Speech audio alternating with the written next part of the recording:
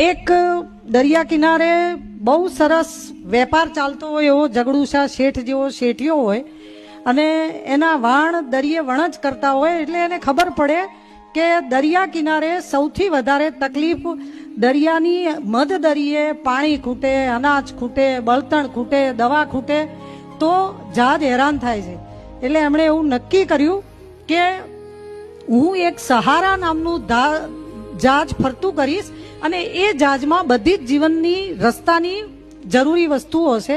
એના ઉપર એણે એક ભગવી ધજા લહેરાઈ, ધજા ઉપર સહારો લખ્યું અને કોઈ પણ જહાજને કંઈ પણ વસ્તુ ખૂટે એટલે થોડાક જ મહિનામાં બધા જહાજને ખબર પડી ગઈ કે આ સહારાનું જહાજ છે.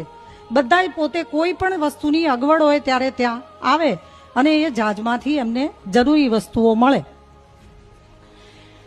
એક વખત ચાંચિયાઓ જહાજ લૂંટવા આવ્યા ને એટલે એ જ જહાજ લૂંટી કાઢ્યું. હવે સહારાનું જહાજ લૂંટાય તો વાંધો નહીં, એ ધજા લૂંટી લીધી અને ધજા પોતાના જહાજ ઉપર ફરકાઈ એટલે હવે એમને કોઈ જહાજ શોધવા જવાનું નહીં. બધા જહાજ એ સહારાની ધજા જોઈને સામેથી એમની જોડે આવે અને બેઠા બેઠા લૂંટે. સાચું જહાજ તો ફરે છે. જીવન દરિયાએ આ સંસાર સાગરમાં જહાજ લઈને ફરતા આજના આપણા મનુષ્યોની આજે ધર્મ સંસ્થાઓ બાબતે આ જ દશા છે.